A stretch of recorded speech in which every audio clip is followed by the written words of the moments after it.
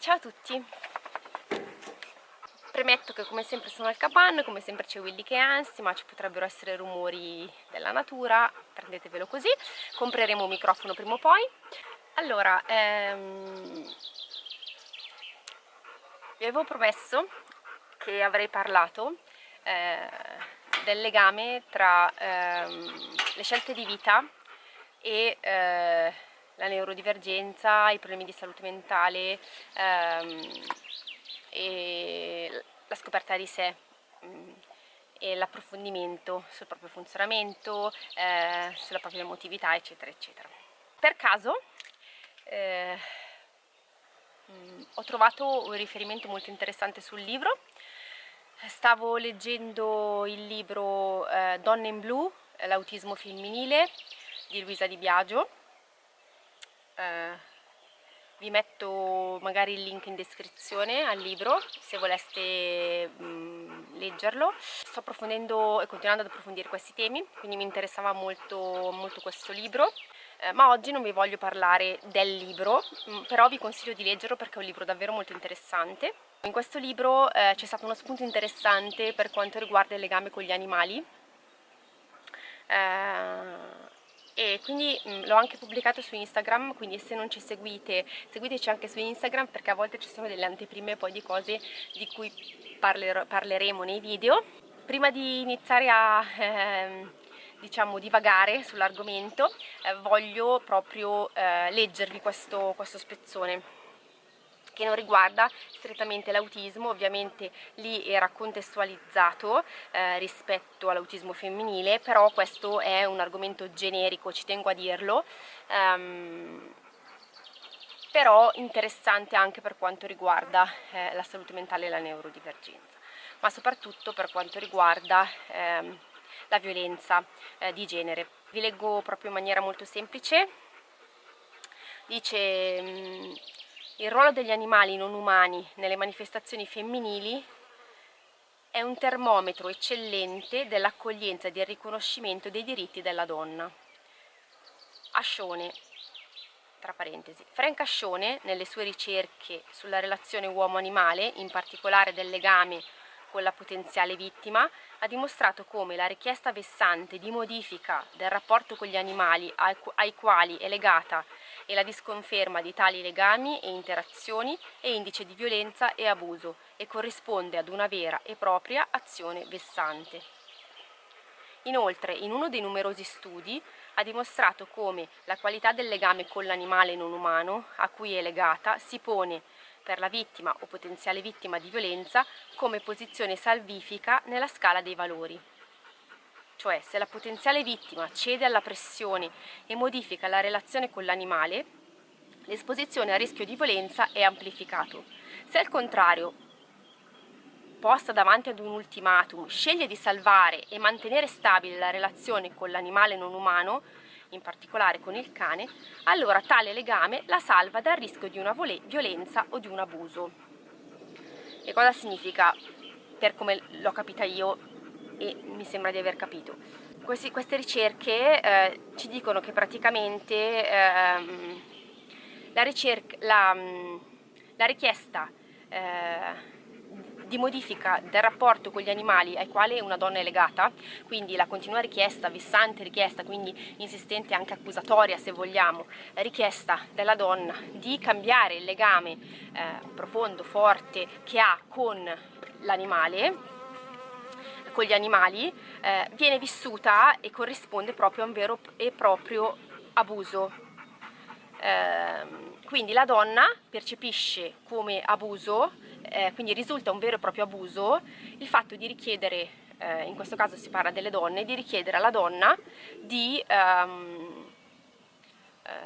modificare la propria relazione con l'animale, con gli animali. E qui poi approfondiremo perché è molto interessante. Vi racconterò anche la mia esperienza. Inoltre uno dei suoi studi ha anche dimostrato che il rischio di violenza è molto più alto se la donna accetta di modificare questo suo legame con l'animale, mentre il rischio di violenza diminuisce nel momento in cui la donna, messa di fronte ad un ultimatum, decide di non modificare il comportamento, il suo comportamento, il suo legame verso l'animale non umano, in particolare verso il cane. Ok? Di conseguenza, quindi, cosa ci dice questo studio? Ci dice che il legame con l'animale può diventare in qualche modo salvifico, e anzi la scelta di mantenere questo legame potrebbe ridurre la possibilità di una violenza. E ci dice anche di più, ci dice che la donna, la persona, vive la richiesta insistente, vessante, accusatoria di modificare questo legame con gli animali come un abuso, come una violenza, e che risulta una vera e propria violenza. Ovviamente questo studio era contestualizzato all'interno del libro rispetto all'autismo, perché l'autrice diceva che il fatto che le persone autistiche, che le donne autistiche abbiano un interesse assorbente diventa proprio salvifico, cioè diventa un modo anche per salvarsi nelle situazioni sociali, nelle situazioni di sovraccarico, nelle situazioni di incomprensione del mondo fuori, nelle situazioni di disagio, nelle situazioni in cui si sentono sopraffatte, nelle situazioni in cui non riescono a comprendere quello che avviene fuori, e quindi hanno bisogno poi di richiudersi in questi interessi assorbenti, che diventano un po' anche la strategia per salvarsi in qualche modo. Uno degli interessi assorbenti spesso è proprio quello della relazione con un animale, che diventa una relazione molto intima, molto profonda, e questa relazione chiaramente diventa molto importante per la donna autistica, in generale per la persona, ma qui si parlava nello specifico delle donne, per la donna autistica, che trova nell'interesse assorbente un modo per rilassarsi, per stare meglio, per in qualche modo isolarsi, e quindi ritornare ad uno stato emotivo più calmo a seguito di sovraccarico, a seguito di relazioni sociali magari faticose, a seguito di fraintendimenti, eccetera eccetera eccetera eccetera. Quindi diventa proprio un modo per recuperare, per stare meglio e per sentirsi bene. Detto molto in generale, molto in soldoni, con parole non tecniche, con termini non tecnici e tutto quanto, e sempre secondo il filtro della mia interpretazione di quello che penso di aver capito. Perché questo è importante? Perché mi ha risvegliato subito un ricordo, il ricordo del mio passato, il ricordo di quello che davvero io ho provato nella vita. Io dico sempre: sono stata salvata da un cavallo. Andate sempre a fare riferimento al video La mia storia, che vi abbiamo già citato nello scorso video fatto con nel video precedente fatto con Eric, perché lì vi racconto questa cosa, vi racconto quanto è stato per me importante il rapporto con gli animali in un periodo difficile di vita. Sto reinterpretando tutto questo in termini di neuroatipicità, perché ovviamente la neurodivergenza ha comunque delle caratteristiche che vanno a rendere ancora più importante la focalizzazione su questi argomenti. Io per esempio penso, al di là dell'autismo, siccome noi stiamo approfondendo anche e soprattutto la DHD, come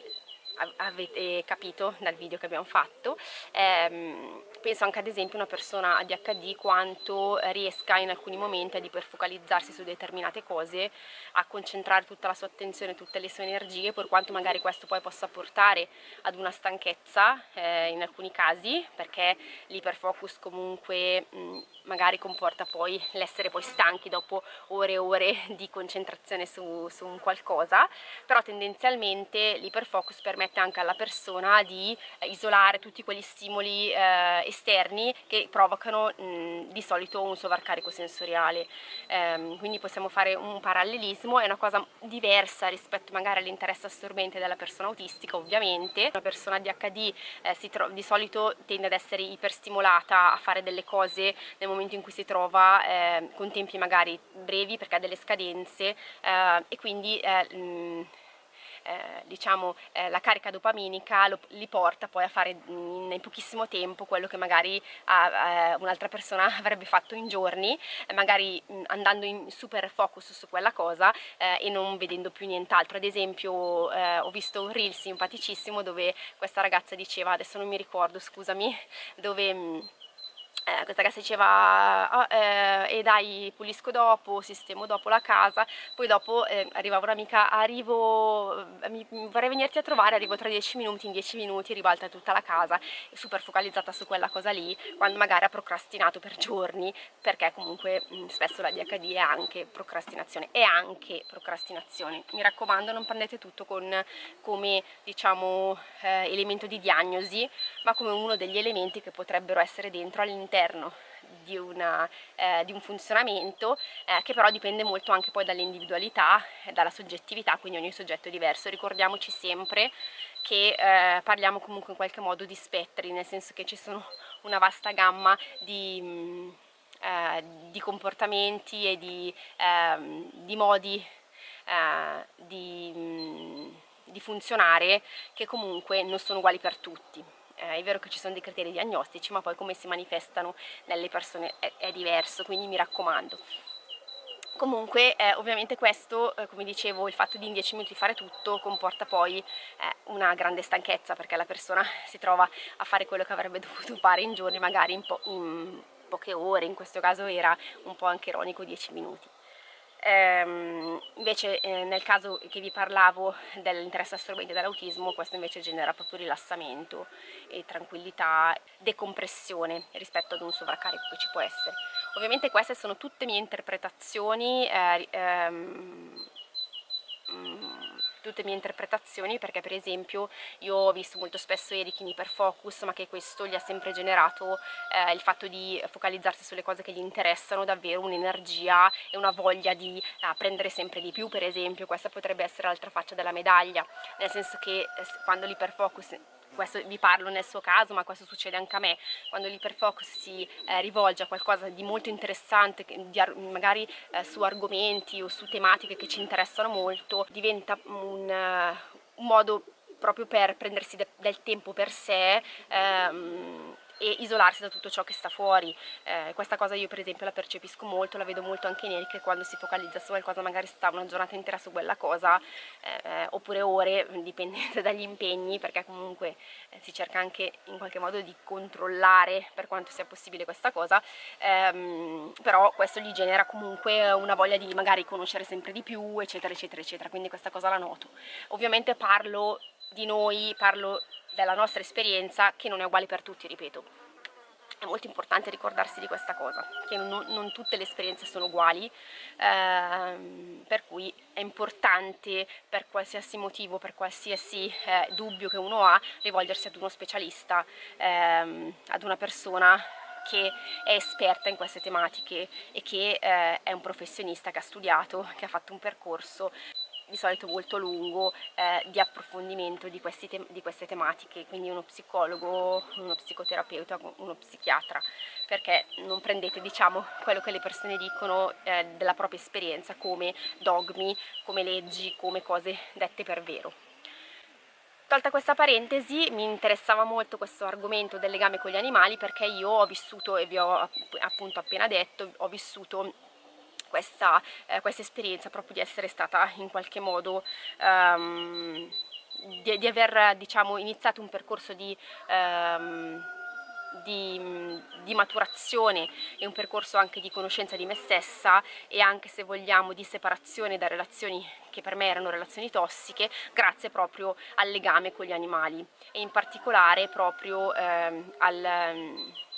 legame con un cavallo. Purtroppo diciamo, mi sono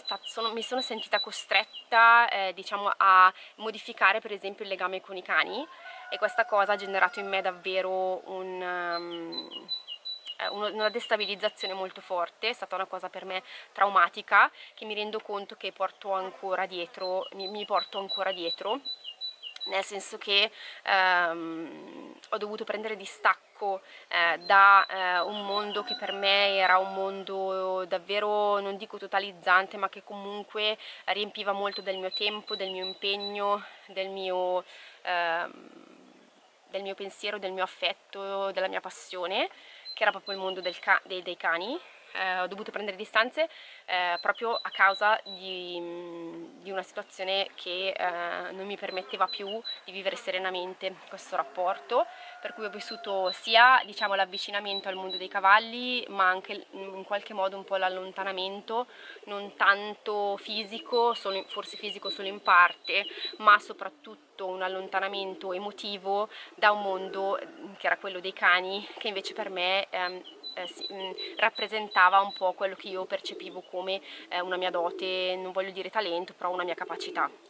che ho dovuto un pochino accantonare, dalle quali ho voluto proprio prendere le distanze, e dalla quale ho fatto e sto facendo ancora molta fatica, diciamo, a ritrovare la mia vicinanza, pur quanto se mi immagino nel periodo in cui mi dedicavo proprio ai cani, mi immagino come una persona realizzata da quel punto di vista. Questo ovviamente per me ha generato un trauma, questo lo posso dire chiaramente, ha generato un trauma che ancora oggi ogni tanto riaffiora, pur quanto io poi abbia sviluppato uno stile di vita molto vicino all'animale, agli animali. Molto spesso nella vita a me e anche a Eric c'è stato proprio sottolineato che avremmo dovuto e dovremmo modificare il nostro comportamento rispetto agli animali, chi con l'accusa del fatto che preferiamo gli animali alle persone, con la scusa del fatto che gli animali non ci producono un reddito, con la scusa che gli animali sono solo un peso, non ci permettono di fare una vita normale, con la scusa che questo toglie spazio a relazioni interpersonali, toglie spazio magari in qualche modo all'attenzione per altre persone, eccetera eccetera eccetera, come se l'interesse per l'animale, per il benessere animale, venisse assolutamente dopo all'interesse per le persone. Noi non siamo di quelli che preferiscono gli animali alle persone, ma crediamo che sia importante, ed è importante per noi, investire tempo e risorse della nostra vita per dedicarci al benessere animale, e anche a fare divulgazione, e anche proprio fisicamente ad occuparci degli animali. Questo da un lato genera in noi una grande fonte di benessere, quindi se vogliamo c'è l'aspetto un po' più egoistico, nel senso che capisco, cioè mi rendo conto che non lo faccio solo ed esclusivamente per loro, ma questo genera benessere anche in me, proprio a livello morale, a livello emotivo, a livello etico, a livello di, di coscienza, se vogliamo, perché sento l'impellente bisogno proprio di portare avanti questo discorso come una scelta morale, e mi sono introdotta in questa scelta morale con attività concrete come salvare animali, occuparmi di asini, cavallo, piccioni, galline, eccetera eccetera eccetera, e questo per me comporta una responsabilità che da un lato mi fa stare bene, perché comunque stare a contatto con questi animali genera un benessere, però dall'altro lato per me diventa una responsabilità dalla quale non riesco più a staccarmi, perché per me è molto molto importante, e ha valore, ha proprio un valore umano, ha un valore personale davvero forte. Diventa per me un principio di vita proprio questo, quindi una delle mie cause, una delle cause che voglio portare avanti, e quindi per me è qualcosa di molto importante. bisogna essere consapevoli anche dell'aspetto tra virgolette più egoistico, se vogliamo, nel senso che io sento parlare anche persone che fanno volontariato che dicono: è vero, io faccio volontariato perché voglio fare del bene agli altri, ma nello stesso tempo io ricevo del bene, e in qualche modo qui c'è l'aspetto un po' più egoistico di fare queste cose perché mi comportano un benessere, me ne rendo conto, e quindi vado avanti anche in relazione a questo benessere. Ogni tanto si surriscalda la macchina, quindi bisogna spegnere, vabbè. Comunque dove ero rimasta, dicevo appunto che c'è quell'aspetto egoistico, se vogliamo, di cui si può comunque in qualche modo tenere conto, ma ciò non toglie che comunque cioè non toglie valore, diciamo, alla scelta che una persona fa. Comunque a me Eric spesso è capitato proprio che ci venisse detto, forse è il caso che ridimensioniate il ruolo che gli animali hanno nella vostra vita, non tanto per un accumulo seriale di animali, perché comunque non siamo accumulatori, tra virgolette accumulatori, però comunque perché questo comporta delle scelte di vita comunque molto, in alcuni casi anche totalizzanti, e richiede anche del tempo da investire comunque nella cura, un tempo importante e anche un investimento economico non indifferente. Noi abbiamo scelto la strada comunque in qualche modo del salvare gli animali, nel senso nel dare una nuova possibilità di vita dignitosa agli animali. Detto questo, effettivamente ho sempre vissuto proprio come una forte violenza il fatto che mi venisse detto non va bene, devi cambiare, questa cosa non va bene, vedere la disapprovazione negli altri comunque ha generato in me comunque un senso di un'idea di essere sbagliata, di avere qualcosa che non andava, di stare andando nella direzione sbagliata, di creare disagio negli altri in questa cosa, di avere qualcosa dentro di me che non andava bene perché vivevo questo bisogno, questo legame con gli animali così forte da impedirmi di rinunciare proprio a questa vicinanza. In realtà mi piacerebbe che ognuno di voi potesse sperimentare quello che sperimentiamo noi quotidianamente. Questo è il motivo per cui facciamo anche proprio delle visite a offerta libera al ranch, perché ci interessa proprio raccontare di questo legame con la natura e capire perché questo legame per noi è importante. Per noi è veramente stato motivo di crescita e di aumento della conoscenza di noi stessi, eccetera eccetera. Ci piacerebbe raccontarvelo proprio sul campo e farvi vedere cosa significa per esempio vedere dei piccioni volare liberi o comunque avere una relazione con delle semplici galline, o magari passare una notte sotto le stelle insieme a asini e cavallo che girano beatamente nel prato e che interagiscono con te in maniera naturale, spontanea e non per obbligo o per richiesta dell'uomo. Comunque sì, posso dire che per me è stato motivo di violenza quando mi è stato sottolineato per esempio questo mio legame eccessivo, secondo alcuni, con gli animali, che però per me è stato veramente salvifico, perché se non avessi creato questo legame con quel cavallo nello specifico tanti anni fa, probabilmente mi sarei ritrovata in un baratro rispetto alla mia salute mentale, che comunque era instabile. E devo dire che questo legame ha creato in me davvero una maggiore consapevolezza di me stessa e anche delle mie possibilità, delle mie capacità e della possibilità di avere anche un mio interesse personale da poter portare avanti, magari all'interno di una relazione che era molto totalizzante, che io successivamente ho interpretato come in qualche modo manipolativa. Non voglio stare a sottolineare se volontariamente o involontariamente manipolativa, però comunque che effettivamente non era una relazione che mi faceva stare bene. Non entro nei dettagli perché non voglio, diciamo, siccome molte persone mi conoscono, io non voglio né fare accusa a qualcuno né esplicitamente parlare di mie cose personali, però comunque sicuramente mi ha aiutato nell'affrontare un periodo molto difficile dove mi sono ritrovata a dover scardinare molte delle mie basi solide che credevo fossero solide, ma che in realtà erano state tutte costruite su dei principi che però in realtà non mi rappresentavano profondamente, probabilmente, se vogliamo dirla così. E quindi ancora ad oggi vivo con molta difficoltà proprio questa vessazione che ricevo nel momento in cui mi viene detto devi smetterla, insomma, perché comunque so quanto possa essere traumatico doversi allontanare da un interesse così potente, così forte, che è quello per gli altri esseri viventi. Ovviamente questo non deve diventare qualcosa che isola completamente dalla società, dal mondo, nel senso che comunque i rapporti umani sono importanti, è ovvio che diventa poi diciamo forse un po' disturbante, se vogliamo, il fatto che magari un rapporto con l'animale possa completamente isolare dal contatto con gli altri esseri umani,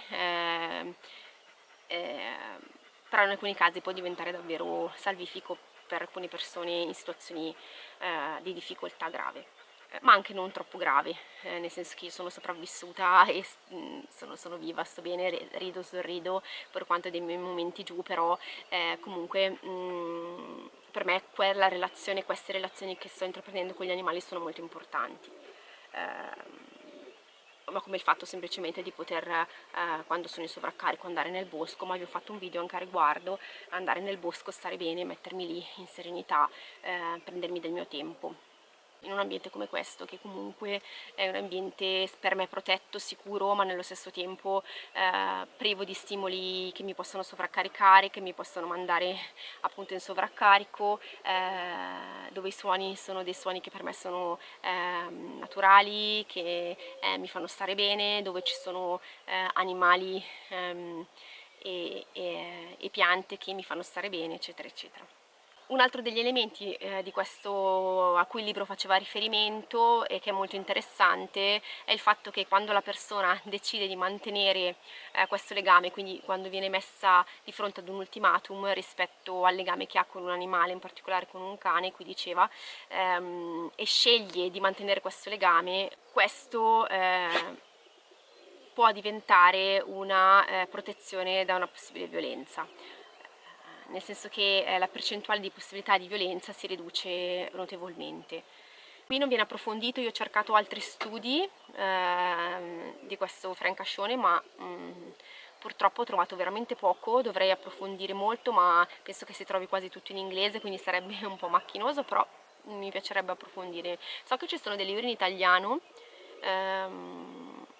però forse non nello specifico su questo argomento, cioè sì sull'argomento del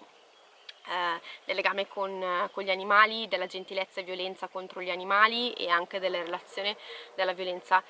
sugli animali con la violenza sulle persone, però non specifico su questo di cui vi sto parlando. Almeno non ho trovato niente, approfondirò meglio, potrebbe essere interessante. Questi argomenti mi hanno veramente risvegliato dei ricordi e davvero quanto anche per me sia stato importante mantenere il legame e quanto sia stato traumatico invece ridurre o allentare questo legame. Mi capita spesso che quando ci sono delle situazioni di difficoltà relative agli animali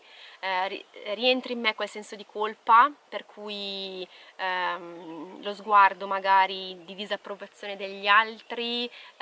prende sopravvento nella mia mente e quindi mi ritrovo proprio a prendere distanza dagli animali, cioè non a non prendermene più cura perché comunque non potrei, però a fare proprio il minimo indispensabile senza quel contatto, perché mi trovo disorientata rispetto a quello che io vorrei fare, rispetto a quello che vorrei poter fare e rispetto a quello invece che uno mi è possibile fare con le risorse che ho e due anche rispetto al giudizio degli altri che poi impatta anche sulla mia quotidianità, per esempio, o anche sulle risorse che posso avere, perché È chiaro che ad esempio il fatto che non abbiamo aiuti da nessuna parte, cioè non abbiamo aiuti concreti e pratici, oppure abbiamo pochissimi aiuti in termini pratici, comporti anche spesso il dover mettere sulla bilancia quanto possiamo effettivamente fare e quanto sia indispensabile fare, capire se possiamo farcela. E l'aspetto sociale è comunque un aspetto molto molto molto importante, perché spesso siamo in una società molto estremista che non vede di buon occhio magari quei progetti un po' più ibridi. Per esempio siamo stati accusati più volte del fatto che noi non siamo vegani, siamo vegetariani, vabbè, Eric in realtà ogni tanto mangia la carne, ma solo la carne locale, molto raramente, però capita. Questo ovviamente da parte degli animalisti è stato visto come una cosa bruttissima, negativa, e quindi ci ha comportato anche delle accuse rispetto generali, anche rispetto proprio a quello che noi facciamo nella nostra vita, come se appunto quello che facciamo comunque non ha valore per questo motivo. Per esempio questo ci ha portato davvero a prendere strade magari alternative. A un certo punto pensavamo di fare rifugio, abbiamo deciso di non farlo perché ci rendiamo conto che questo porterebbe a non raggiungere la nicchia che teoricamente sarebbe per noi importante raggiungere per avere dei fondi. Scusatemi, si vede che non sono una professionista. Qualcuno mi dice, mi ha detto nei commenti, dovresti farti vedere di più, prenderlo come un lavoro. Sì, ma non ho dimestichezza tanto con, tra l'altro, con la nuova macchina, nuova, tra virgolette nuova, usata, ma l'ultima macchina che abbiamo avuto un po' di mesi fa l'opportunità di avere. Quindi niente, è stato un problema di memoria, nonostante non ci sembrava fosse quasi vuota la SIM, vabbè, un casino, quindi sono dovuta andare a scaricare video, a formattare, eccetera. Ok, dicevo, il giudizio altrui comunque va a impattare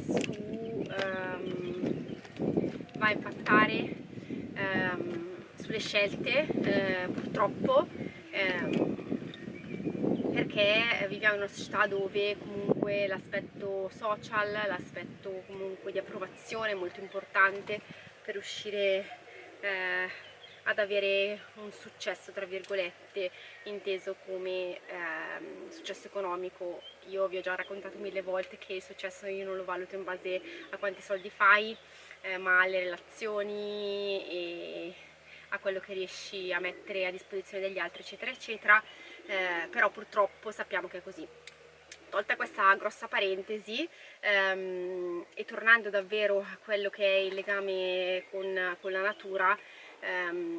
per me lo studio quelle poche righe che ho letto relative a questo studio su donne, relazioni con gli animali e violenza sono state davvero illuminanti, perché davvero ho potuto vedere per iscritto quanto, quindi con studi scientifici, quanto possa davvero essere importante e forte il legame che noi possiamo avere con gli animali, con la natura, e quanto questo possa impattare sulla nostra vita, anche in relazione a come gli altri si pongono nei nostri confronti e quanto facciano sentire violati dei nostri diritti, violati una nostra intimità e dei nostri bisogni personali, e quindi come si possa essere vissuto come violenza il fatto di doversi adeguare in realtà invece a degli standard che magari per alcune persone non sono reali, non sono funzionali. Appunto qua mi rifaccio alla questione della neurodivergenza, perché secondo me molto spesso, ma questo avviene anche nelle persone altamente sensibili, e non dimentichiamo che per quanto l'alta sensibilità non rientra ufficialmente nelle neurodivergenze, comunque riguarda in qualche modo una minoranza, una grossa minoranza, ma comunque una minoranza della popolazione, 20-30%, il che significa comunque lo scontrarsi con una maggioranza che ha un funzionamento diverso, se vogliamo, e un modo di elaborare gli stimoli diverso. Io trovo molta affinità tra l'alta sensibilità e la DHD. Non ho trovato molti studi, anche se mi è stato girato uno studio che andrò a approfondire, ma era in inglese, quindi ho fatto un po' fatica. Però per quanto riguarda per esempio la percezione sensoriale si diceva che c'erano delle affinità. Bisogna capire se una è l'espressione dell'altra, eccetera. Queste cose non le so, non le ho ancora approfondite, mi piacerebbe approfondirle. Quindi fare queste riflessioni e riuscire ad accogliere anche la modalità con cui alcune persone esprimono il loro bisogno di entrare a contatto con gli animali e con la natura è davvero molto importante. Fa anche questo parte del pacchetto della famosa inclusione, e fa parte di quella che può essere la comprensione e l'empatia verso persone diverse da noi. Siamo tutti diversi, però io ho notato comunque in tante persone neurodivergenti questa necessità comunque di creare questi legami con l'animale, quasi come se fosse più semplice comprendere l'animale rispetto che comprendere le altre persone, soprattutto se neurotipiche. E questo perché chiaramente ci sono dei funzionamenti diversi che comportano spesso dei fraintendimenti o delle visioni un po' stereotipate della persona diversa, o comunque l'idea di voler annullare quella diversità per creare una sorta di omologazione e uguaglianza tra tutti. Stiamo attenti quando percepiamo una sensibilità particolare verso l'animale,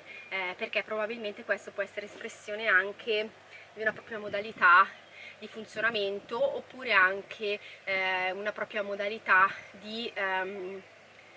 salvezza rispetto ad un mondo che a volte è travolgente, a volte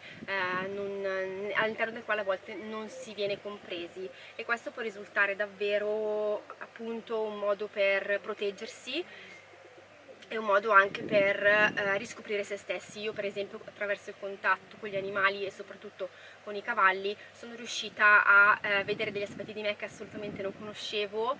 anche delle qualità, delle capacità che non credevo di avere, in quanto mi ritenevo una persona con scarse capacità. Ancora oggi fatico a vedermi capace in questo ambito, a volte, però mi sono resa conto che la sensibilità con la quale riesco a approcciare l'animale, il cane anche, ma in particolare l'equide, è una sensibilità che comunque a volte supera la soglia, supera una certa soglia di normalità, tra virgolette, e per cui questa cosa è una cosa che sono riuscita a riconoscere in me, e che molto spesso mi aiuta anche proprio nei momenti di difficoltà, nei momenti di caduta libera, in cui magari penso che non ci sia uno scopo, penso di non riuscire a raggiungere degli obiettivi, però mi rendo conto in realtà che questo legame è un legame che mi aiuta a stare meglio, è un legame di comprensione dell'altro, di profonda comprensione dell'altro, un legame all'interno del quale io mi sento accolta, e questa cosa è davvero molto bella e purtroppo non è sempre possibile in ambito umano, e il fatto che si riescano a creare questi legami è davvero qualcosa di molto molto bello, perché trovo anche non solo un beneficio in me, ma anche nell'animale che si approccia a me come se avesse proprio questo desiderio di incontro, e questo desiderio di incontro diventa qualcosa di meraviglioso, qualcosa davvero che crea un'energia, un'atmosfera emotiva dall'impatto molto forte, e io mi riconosco un po' in questa ricerca dell'emozione intensa, dell'emozione profonda, del valore, mi riconosco nel valore dell'emozione intensa, e della comunicazione profonda che riesco spesso a trovare per esempio col cane o col cavallo, con l'asino, come un momento di connessione dove attraverso comunque il silenzio, attraverso solo i gesti o lo stare insieme si creano davvero dei legami. E questa cosa è una cosa che per esempio a me riempie molto, e anche dal punto di vista spirituale mi fa comprendere che c'è qualcosa di molto più grande e mi fa riconoscere Sapete, io sono credente, quindi anche la presenza di Dio all'interno di queste relazioni, di questa possibilità di relazione che ci è stata donata, come parte della vita umana, parte che noi spesso ci togliamo perché riteniamo superflua, ma ricordiamo che per alcune persone questo legame non è superfluo, ma diventa un legame primario, perché si riconoscono in questa connessione con la creazione. Questo è quello che volevo dirvi, spero di esservi stata utile in quello che ho raccontato, di avervi mostrato delle riflessioni, portato delle riflessioni. Vi ripeto, non prendete per oro colato quello che dico, prendete tutto con le pinze, andate a rivalutare, potrei aver sbagliato a interpretare delle cose, potrei avere una mia visione particolare, non sono un professionista del settore psicologico in ambito psichiatrico, sono una persona che vive il suo mondo interiore con criticità, che sta lavorando su se stessa, che sta scoprendo cose su se stessa, una persona probabilmente non tipica nel modo di funzionare, che però vuole raccontare la sua esperienza e portare dei pensieri. Fatemi sapere nei commenti cosa ne pensate, grazie di essere stati qua con me anche oggi, davvero vi ringrazio e vi abbraccio come sempre.